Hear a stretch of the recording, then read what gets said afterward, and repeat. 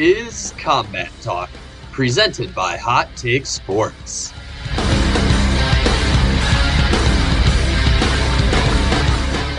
Alright, fight fans, welcome back to another episode of Combat Talk presented by Hot Take Sports. I'm your host, Clayton Scalina, and for today's episode, we got a lot to talk about. A lot has happened in MMA and boxing since we last talked. It's been a little bit. I took a little bit of an extended break from producing new content to work on school and focus on some extracurriculars I do. But I am very happy to be bringing you guys some MMA and boxing content. So without further ado, let's dive right into it. So we're going to start off with UFC 283. That was the first pay-per-view card of this year for the UFC. In the main event, Glover Teixeira retired after his loss to Jamal Hill. Shout out to Jamal for being the new light heavyweight champion of the UFC. Hopefully he'll give that division a little bit of stability. Ever since John Jones left, the titles just kind of bounced around. Jan Blachowicz had it first, and then Glover had it for a little bit, and then Yuri Prohaska had it, and now it goes to Jamal Hill. Hopefully Yuri can recover from that shoulder injury and challenge Jamal. I think that's a great fight. I see Yuri coming out on top though, but we'll see. Jamal's an exciting fighter. I like his kind of kickboxing heavy style, so hopefully he can give us one to remember there.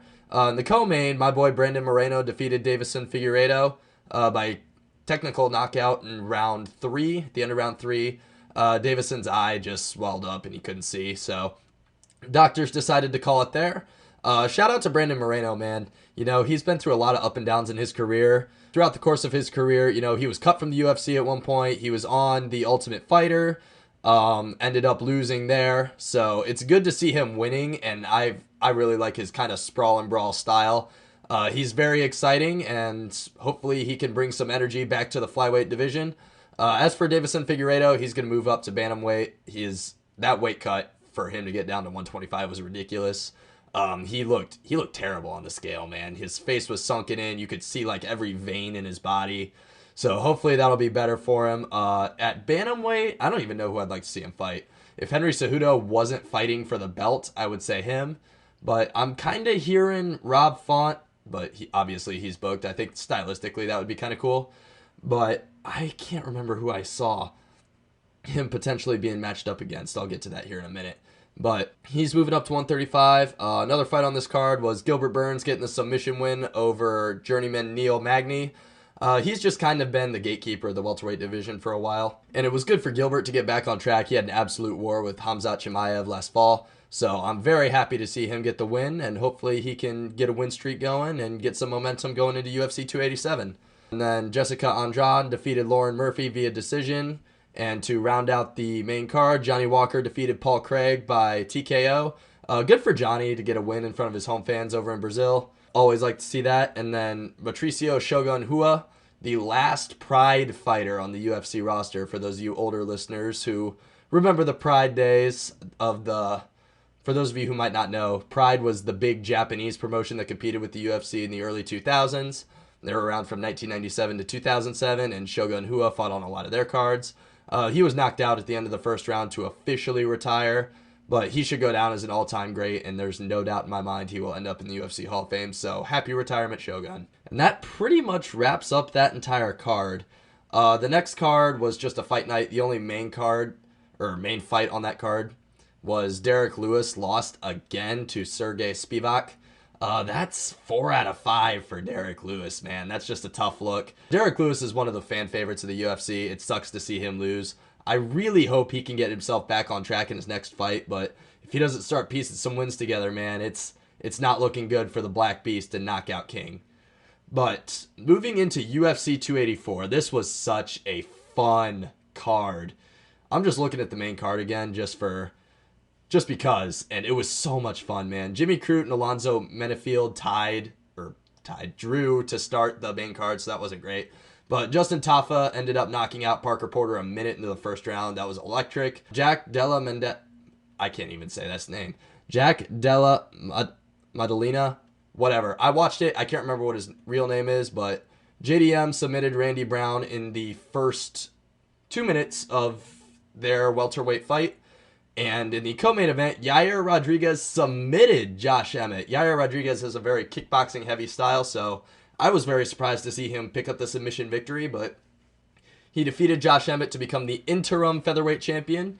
And speaking of the featherweight champion, Alexander Volkanovski came up short against Islam Makhachev, losing a 5-round decision. I scored it for Islam. I was really kind of pulling for Volk here. He's done everything the right way. He's cleaned out his division before jumping up a weight class. I think that that's good for the sport. You know, you see guys like Islam hasn't defended his title against a lightweight yet, and he's already talking about jumping up and going to fight Leon Edwards. I don't like that. I really don't. Defend your title against 2 lightweights at least before you jump up a weight class. That's minimum 2 lightweights. There's so many guys in that division that could be fighting for the belt. You know, Dustin Poirier is always a fight away. Dustin Poirier is always a fight away. Justin Gaethje, he put on a great performance last weekend at UFC 286. We'll get to that here in a minute, but there's always a bunch of guys up there. You know, obviously Charles Oliveira, Beneil Dariush. That division's so much fun, man, and I cannot wait to see what they do with him next. Personally, I know that Beneil's now booked against Charles, but I think he deserves the next title shot. He's waited his turn, he's paid his dues, and I would love to see him grapple with Islam Makhachev. Moving up to UFC 285 to open that main card, wrestling sensation Bo Nickel defeated Jamie Pickett by submission in the first round. Bo Nickel is one of the most interesting prospects we've seen in MMA in a while. You know, he was an All-American wrestler over at Penn State. Shout out to Big Ten schools, Big Ten wrestling, and has recently made his transition to MMA. I watched both his fights on the Contender Series, and he looked absolutely dominant in both of them. And I think that he will be an outstanding middleweight contender, especially when the guys at the top, being Izzy and Pereira, both have very kickboxing heavy styles. I think that he 100% could dominate both of them.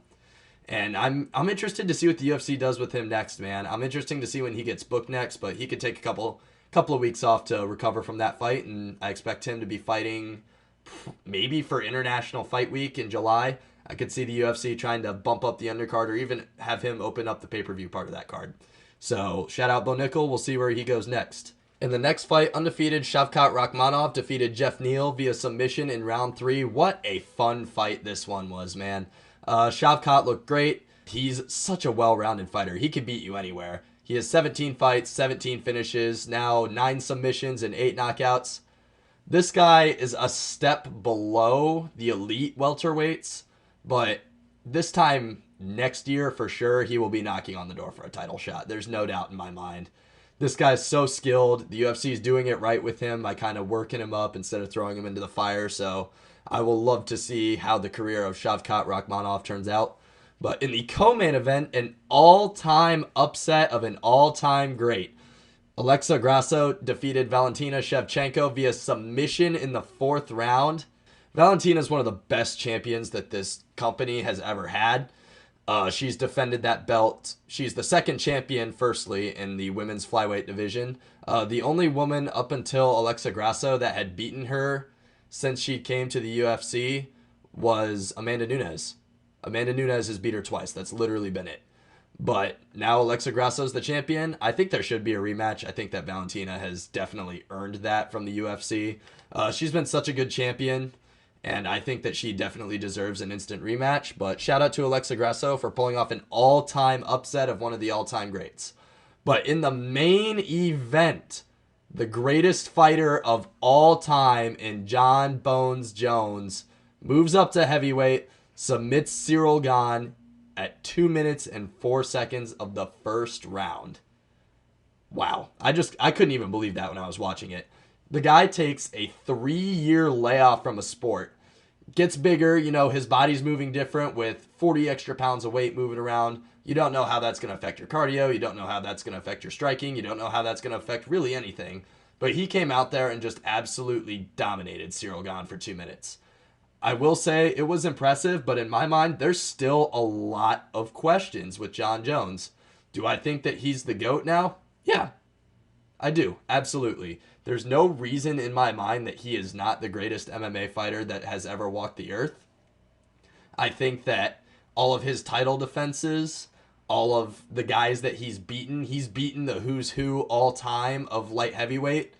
I think that, especially with this victory, even though he doesn't have any defenses yet, jumping up a weight class, becoming a double champ in the greatest mixed martial arts promotion there ever has been, It's hard to argue with results, and John Jones has produced nothing but results throughout his career. I would love to see who he fights next. It sounds like it's going to be Stipe Miocic. I don't know if it's official or not. Twitter's been kind of blowing up this week. John's been saying, oh, it's not on, but Stipe has been saying, yes, it is.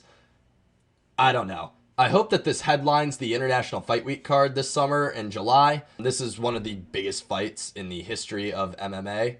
I think that John Jones versus Stipe realistically is kind of a one-sided show. I'm a huge Stipe Miocic fan, but John Jones is John Jones. He can beat you anywhere. He's younger, and Stipe hasn't fought since he was brutally knocked out by Francis Ngannou in February of 2021, or pardon me, March of 2021. So I'm hoping that that's a great fight. That's an all-time classic, but I realistically think John Jones doesn't have too much of a problem with Stipe. Moving ahead to the UFC Fight Night card after that week. I was at home on spring break, and this card was a ton of fun, man. You know, it was just an ESPN Plus card, but so many good finishes. Shout out to Davey Grant for giving me one of the best submission finishes I've ever seen. He ended up submitting Rafael Asuncao in the third round with 4 minutes and 43 seconds via an inverted leg triangle. It was sweet. It was one of the coolest things I've ever seen in MMA. Ended with a little bit of controversy. Keith Peterson ended up standing them up, and he got taken down again, but ended up finding the choke with 17 seconds to go. So much fun, man. Shout out to Davey Grant. That was one of the coolest finishes I've ever seen. But in the co-main event of this card, Alexander Volkov, the big guy, defeated Alexander Romanov via TKO in round 1. Good to see Alexander Volkov get back on to a winning streak. He's 6'7". He's a Russian. He hits hard, man. He's fun to watch when he's winning, and if he can get on another win streak, who knows? He could be back in the heavyweight title picture. Heavyweight's such a wide-open division right now, and I'm very excited for what the future brings with Alexander Volkov. But in the main event, Merab Duvashvili, I butchered that. I'm sorry, Merab. However, you destroyed Petr Yan, landed 11 takedowns against the former bantamweight champion in an absolutely dominant decision. All of the judges scored it 50-45 in Merab's favor. He's now the number 1 contender at bantamweight, but the only problem is that his best friend, Aljamain Sterling, is the champion right now. That would be such a fun story to have, but I don't know, man. I don't see Merab taking it. Personally, I think that he'll wait until Aljamain moves up to featherweight inevitably after his defense in May against hopefully Henry Cejudo. But we shall see. I think that he has everything that it takes to be a champion, and I am very, very interested to see where Merab Duvashvili's career goes from here. But moving up to last weekend to catch us up in the UFC, UFC 286 was in London, England, and this card was a ton of fun too, man. Nothing but absolute units here. We'll start with one of my personal favorites of the night. Muhammad Mokaev gets the finish over Rafael Filo. Good for Muhammad to get a win in his home country, but the knee bar, I think he should have tapped to a knee bar. His leg was at like a 190-degree angle with his knee bending out. Just looked painful, and he was limping around after the fight. Sometimes in life, I think you just got to know when to live to fight another day. I don't even know what kind of injuries his knee might have, but he was not looking good, even post-fight. I think that was probably a mistake for him, but we'll see how it turns out. Hopefully there's nothing seriously wrong, but that I don't know how he didn't tap. It was pretty crazy. But in the main card, Marvin Vettori got back to his winning ways with a decision victory over Roman Dolidze. I think that's how you say his name. I don't know. It doesn't matter. He lost. I picked against Marvin in this fight, and I actually scored the fight for Roman, but whatever, judges. Twitter was backing me up, so I'm going to go with that one. In the women's flyweight division, Jennifer Maia snapped Casey O'Neal's 9-fight unbeaten streak with a 3-round decision. Jennifer looked good, man. She was kind of piecing up Casey on the feet. There was not a whole lot of ground fighting in here, but Jennifer Maia, hopefully she could quietly build back into title contention. She's just got to start winning again, especially with Valentina Shevchenko not holding the belt. That completely resets women's flyweight. So good to see her get a win. And next, our boy Brian Bam Bam Barberina stepped up to fight Gunnar Nelson here at UFC 286 in London, England. Brian came up short in this fight, losing via an armbar at the end of the first round. Yeah, man, Gunnar Nelson's not to be messed with. He's a very talented grappler. He's taken some time off, so it'll be interesting to see where he goes from here. And he even said he planned on taking a little time off after this fight. Hopefully he'll be back to competing soon, but you truly never know in this sport. As for Brian, he really didn't take a whole lot of damage in this fight. I thought he was fighting very well until the fight got to the ground.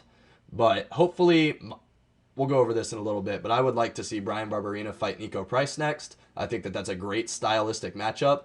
That reminds me a lot of the Robbie Lawler fight he had last year during International Fight Week. Hopefully that Brian can get back into the cage as soon as possible because I love watching him fight. He's a very scrappy fighter, very, very striking heavy. He's so exciting, man. Every time this guy fights, I watch, no matter what. So shout out to you, Brian. I hope that you can get back in the octagon as soon as possible, but also take care of your farm and enjoy the time with the family. Moving up to our co-main, my guy Justin Gaethje walks away with a 3-round decision over Rafael Fiziev. Man, what a slugfest this one was, man. Both guys trading hard shots the whole time. Rafael Fiziev is fast, man. His leg kicks are super quick. He's got a very poppy right hand. But we all know it. They don't call Justin Gaethje the highlight for nothing. This guy, every time he goes out, puts on an absolute clinic. Oh my gosh, I love watching this guy fight. At the end of the third round, Rafael was just busted up, man. His left eye was almost swollen shut. His face was covered in blood. But Justin, there wasn't really that much of a scratch on Justin. That just kind of shows to you what kind of a fighter he is. He's so active. He fights hard. He takes it to him every time, no matter who he's fighting. That's what we all love about Justin Gaethje, right? When he wins, he's just giving it to whoever he's fighting. We're talking punches, those hard leg kicks, anything. He's going to throw everything and anything at you. When he's losing, he is getting the crap kicked out of him sometimes. Look at the Dustin Poirier fight. I'm surprised he even lasted the 5th round, man. That was an all-timer. We'll talk about where I think he stands here in a little bit, but shout out to Justin Gaethje. I love watching him fight. Same thing as Brian. I will watch Justin fight every single day if I could.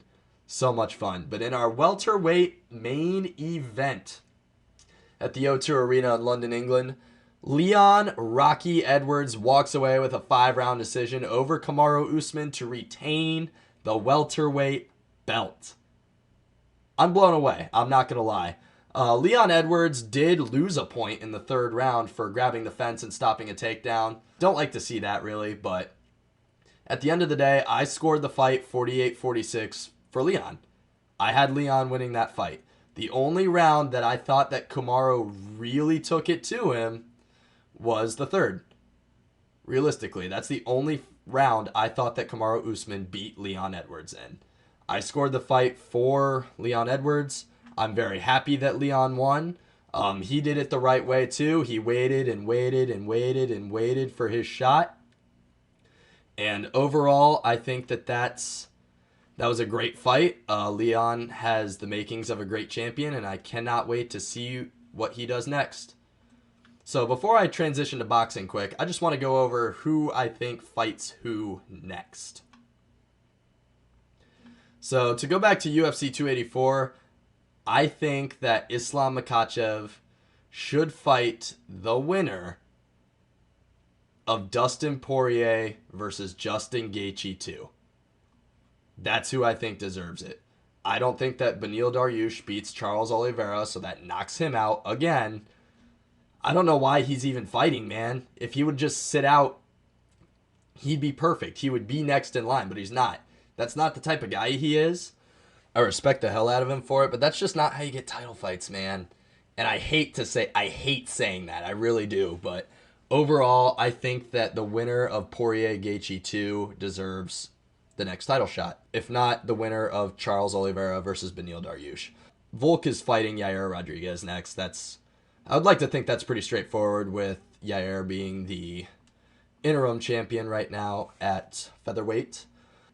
Moving over to heavyweight, John Jones should fight Stipe next. I think that that's the fight to make. I think that that's the most exciting fight to make. And I will be tuning in for that. As for Cyril Gane, man, such a talented striker. I think that Cyril Gane and Alexander Volkov could be kind of fun. Volkov's coming off a win. Gane's coming off a loss. Let's see if Gane's still got it. I think that that's the way to go. I think that that's the fight. That's the fight to make. As for who gets the next welterweight title shot, it should be Bilal Muhammad. It should be. He should be fighting Leon Edwards next. But, as I'm sure a lot of you have seen, the UFC's came out and said Colby Covington is getting the next shot. For those of you who don't know, Colby Covington's been around forever at this point. He's a former collegiate wrestler. He's got an endless gas tank and an endless list of insults he likes to dish out. This guy's mouth runs a mile a minute. It's so funny to watch. But supposedly he's getting the next shot, and that's not what Leon wants. Leon thinks that he should be able to pick, and Colby has said that Leon's not popular. You know, that's not how the business works. It's so hard for me to think about. I do think that Bilal Muhammad deserves the next shot, but the UFC traditionally hasn't necessarily always gone for who's the most skilled fighter out there. They go for what sells. And Leon Edwards versus Colby Covington sells. It does, and that makes a lot of sense. I'm not saying that Colby's the most deserving contender, but I think he will fight Leon next. And that leaves Bilal Muhammad to fight Kamaru Usman. I'm wondering, with all the injuries that are piling up and him starting to get older, is this the start of the decline of Kamaru Usman? If Kamaru Usman's rise to the top was hard and long, that means his fall is going to be ugly.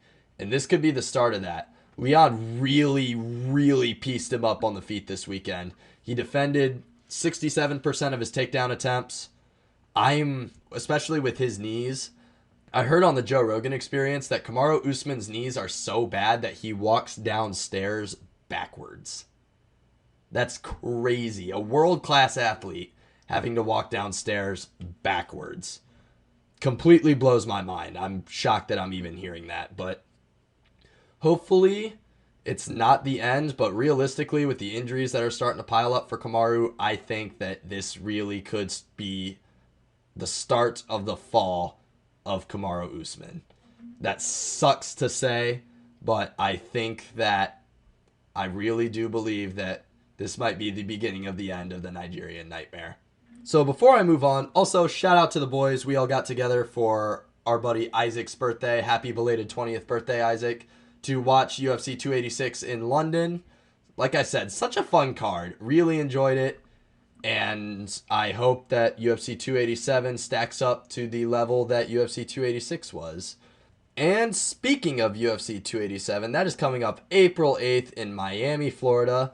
Alex Pereira will defend his middleweight strap against longtime former middleweight champion Israel Adesanya. Man, that's going to be so much fun. Alex Pereira's just kind of had Izzy's number. You know, they fought each other twice in kickboxing, with Pereira winning the second one via a vicious knockout. Both fights up until that knockout were close in kickboxing. And then Izzy actually had Pereira on the ropes at the end of round one in their first MMA meeting. But Pereira ended up finishing him with a TKO in the 5th round to become the new undisputed UFC middleweight champion of the world. And they meet again in this title fight. Realistically, I don't think Izzy has an answer for the guy. Sometimes in sports and in life, a guy has your number. It really is that simple. A guy has your number. Look at Michael Jordan over, you could name any of those guys from the 90s, but let's say Karl Malone or John Stockton. The Utah Jazz as a whole. He had their number. He did. Nothing that they could do could stop him from winning championships. And I think that that's a very similar case with Alex Pereira over Israel Adesanya. I have Pereira winning via knockout in round 4. In the co-main event, fan favorite Jorge Masvidal makes his return against Gilbert Burns. Jorge's from Miami, so that's why they threw him on this card. That'll bring in a lot of people to the arena, and everyone likes him down there. But This is a terrible stylistic matchup for him. Gilbert Burns is a world-class grappler, which explains why he's minus 450 compared with Gamebred being plus 350. I see Gilbert Burns kind of walking away with a fairly easy sub here. I'm going to go with round 3. Another interesting fight on this card is Hot Take Sports controversial figure Kevin Holland. He's fighting Santiago Ponzinibbio. I don't know, something like that. But Kevin Holland's the favorite. I'm a big fan of Kevin Holland. You know, he fights a lot. That's not something you could say a lot in combat sports, is a guy fights a lot. But Kevin Holland has fought, I believe, 12 times over the last 3 years.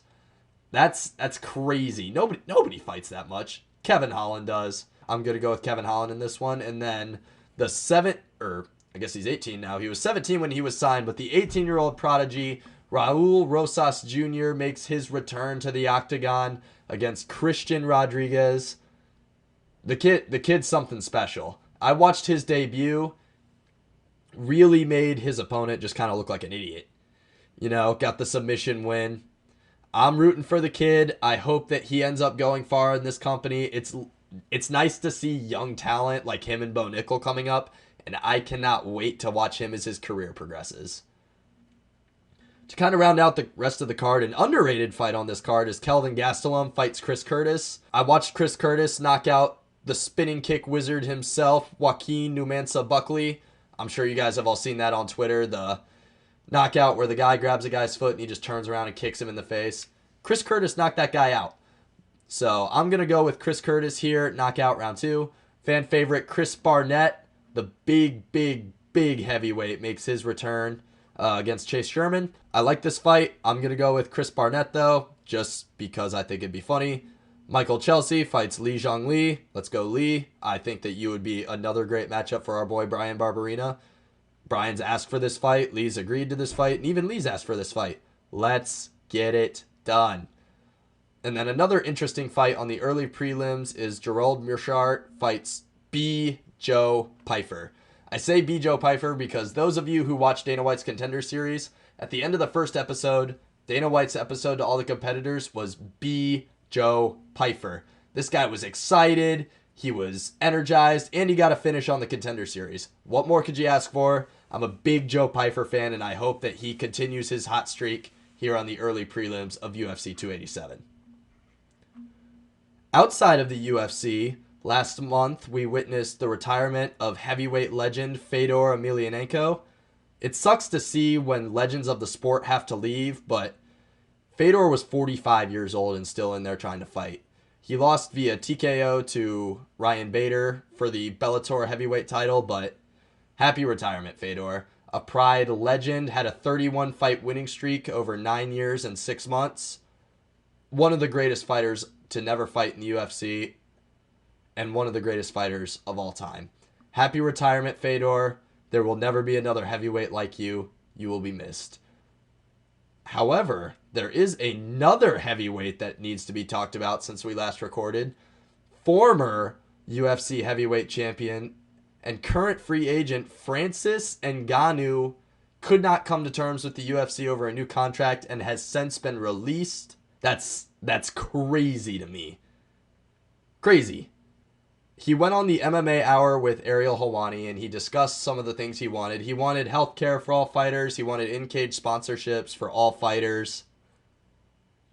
You're just not going to... I hate saying this because I would personally like the idea of in-cage sponsorships, and here's why. It brings like a sense of personality to MMA. The best example of this would be Tito Ortiz and Chuck Liddell Shorts. Tito kind of had that fire style while Chuck was nicknamed the Iceman, you know, and they both exemplified them on their shorts. I liked that. Plus it raises revenue for fighters by giving them in-cage sponsors. But you're not going to take on the organization and win. I don't care who you are. As soon as I heard he was starting to ask for stuff like that, I knew he was gone. That sucks to see, but I'm interested to see where he ends up. I've seen that Bellator and him have been close. He's been talking to the PFL, as well as in talks with guys like Deontay Wilder, Dillian White for professional boxing. Personally, I think he will end up doing the Jake Paul kind of route. What I mean is I think he will sign with the PFL. But I also think that they will allow him to go box whenever he wants and make a crap load of money. Do I think he can become a heavyweight champion in boxing? No. No, I do not. I just don't see it. You know how I know? Cyril Gane was a world-class kickboxer, world-class world champion. And Ganu had to wrestle him to beat him. With standing on the feet, I don't know if he could have beaten him or not. So I just can't pick him against guys like Tyson Fury. Raw power can only get you so far, but then again, I could be completely wrong. The heavyweight division in any sport is so cool because everyone has a puncher's chance. So I would love to see what ends up happening with Francis Ngannou. But like I said, personally, I think he ends up in the PFL with a Jake Paul type contract that allows him to leave and go box while building up their pay-per-view brand. Speaking of Jake Paul, as we transition to boxing, he took his first professional loss in the sport of boxing. He was defeated via decision to Tommy Fury. Wow. Jake Paul made over $30 million too, despite losing, and that's crazy. But for Jake Paul next, he's just going to invoke the rematch clause with Tommy Fury. I mean, it would make no sense to me for him to go fight somebody else without avenging his loss to Tommy. After that, I think he'll try and box Nate Diaz or something like that and go make some money. But for now, I think Jake and Tommy Fury rematch here in the States, and we'll figure it out from there. Also on the table, the heavyweight boxing unification fight between Tyson Fury and Alexander Usyk is being targeted for late April. I hope this fight happens. Please, lords of boxing, let this fight happen. I'm so tired of the politics of boxing. I'm sick of it. I'm irritated. We haven't gotten Spence Crawford because of this. We didn't get Mayweather-Pacquiao until it was way too late because of this. I hope that this fight doesn't have the same thing happen to it. This is with the exception of Spence Crawford, and that's not happening because Errol Spence moved up a weight class. Regardless, this is the biggest fight in boxing right now. I think that the Gypsy King kind of mows over Alexander Usyk. He's just too big, and he might be the most gifted heavyweight of all time. I said it. Muhammad Ali will forever be the GOAT of the heavyweight division, but Tyson Fury might be the most gifted heavyweight ever. So I'm going with Tyson Fury, but like I said, that fight isn't even happening yet, so we shall see. And that's pretty much all I have, so we're going to transition to this episode segment of Behind the Cage, and we are going to start with my International Fight Week Dreams Sheet. For those of you who don't know, the UFC for the past 10 years has been doing an event called International Fight Week. They have a big fan expo. There's different ways you can interact with the fighters and things like that. And at the end of the week, there's a giant card. So this is my dream International Fight Week main card. I tweeted this out on my Twitter. Go follow me at cscalina12. But to kick things off, my boy, Brian Barberina. Shout out to you, Brian. Go follow him on Twitter as well, at Brian_Barberina. Fights Nico, the hybrid Price. So much fun. Two guys that love to stand and bang. This would be a great way to open the main card with just pure fighting. So much fun, but you all know I'm backing my boy Brian Barberina no matter what. So that's where I think we should start. For the second fight of this pay-per-view card, I think that we should have Khamzat Chimaev versus Robert Whittaker. Again, just another fun fight. You could even sub out Robert Whittaker for Marvin Vettori. That's fine. Whatever. But Khamzat's moving up to middleweight for his next fight. I don't know how that guy cuts to 170 anyway, so this makes a lot of sense. But Khamzat versus Robert Whittaker or Marvin Vettori, give or take. Welcome him to the middleweight division, and let's see if the success he's had at welterweight so far transitions to middleweight. For the third fight of this card, I already said it earlier, but we're bringing it back anyway. The Diamond Dustin Poirier versus Justin the Highlight Gaethje 2. And I would like this to be a 5-round non-title main event. Or it wouldn't be a main event, I guess, but 5-round non-title fight. If they can do it for both the Diaz brothers, come on, UFC. You guys can do this for Dustin Poirier versus Justin Gaethje. I really hope that this happens, man. And it makes a lot of sense. There's really no clear-cut number one contender in my mind at lightweight right now. There's a bunch of guys at the top that could fight each other, and I think that Poirier-Gaethje is, firstly, one of the most fan-friendly fights that the UFC could make right now. So much fun. Two durable guys just slugging it out in there, and I am here for it. But secondly, this also kind of eliminates one of them from title contention. And I don't know how much longer we're going to have of Justin Gaethje, ladies and gentlemen. He said last weekend that he doesn't know how much longer he's going to be able to do this or how much gas he has left in the tank, but he's gearing up for one more title run. For those of you who didn't listen to anything that I said earlier, Justin doesn't exactly have the most, we'll call it longevity type style. This guy gets into wars. And that was kind of sobering for a lot of MMA fans, including myself. You know, I never thought I would hear Justin Gaethje shy away. He's not even really shying away, but just kind of hinting at he's not going to be around forever. But we as fans need to appreciate him for everything that he's done for this sport and this company. And UFC, please do not let this one get away. And then as the co-main event would be Alexander Volkanovski defending his featherweight strap against the interim champion Yair Rodriguez. I think that Volk kind of takes this one fairly easily. My boy Max Holloway dominated Yair Rodriguez the last time they fought, so I don't really see Volk having a problem with him. And then I've said this already, but our main event would be John Bones Jones versus Stipe Miocic for the UFC heavyweight title. You got the heavyweight GOAT versus MMA's GOAT. Let's do it. That's my dream International Fight Week main card. Let me know what you guys think. And with that, that concludes episode 4 of Combat Talk. Thank you guys for tuning in. Your guys' support means the world to us. Make sure to use code HTS at SeatGeek to get $20 off of your first purchase. Support me and the boys and go to any concert, sporting event, or anything that you need tickets for. They can be found at SeatGeek. So remember, code HTS at checkout to receive $20 off of your first purchase. And that money goes directly to helping out me and the boys chase our dreams. So thank you guys very much for listening. Again, code HTS. Shout out to Drew Seifert Racing, and we will see you all next episode.